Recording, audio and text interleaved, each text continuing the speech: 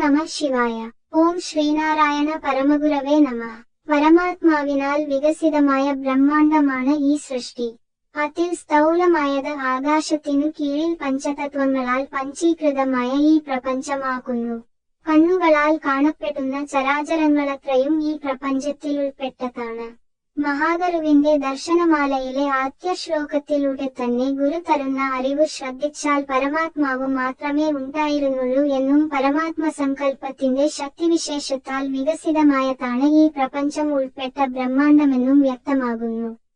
ഇതിൽ ശ്രദ്ധിക്കപ്പെടേണ്ട ഒരിവും ഗുരു നമുക്ക് തരുന്നുണ്ട്.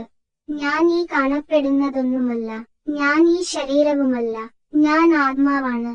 ഈ ശ്രുതികവാക്യങ്ങളിലെ അർത്ഥവ്യാപ്തി നമുക്ക് തരുന്നത് സൂക്ഷ്മമായ ഈ ബ്രഹ്മാണ്ഡ സൃഷ്ടി പരമാത്മാവിൽ നിന്നുമുണ്ടായി പരമാത്മാവിൽ തിരിച്ചെത്തുന്നു എന്നതു തീർച്ചയാക്കുന്നു.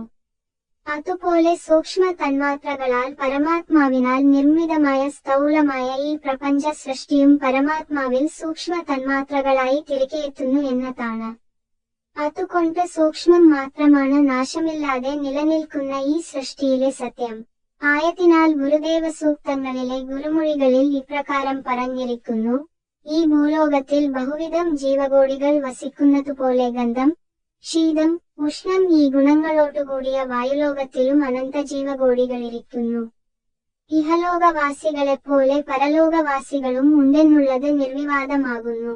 ഇതു പ്രപഞ്ചത്തിലെ സൂക്ഷ്മാവസ്ഥയുടെ നേർറിവാണ്. നമസ്തേ.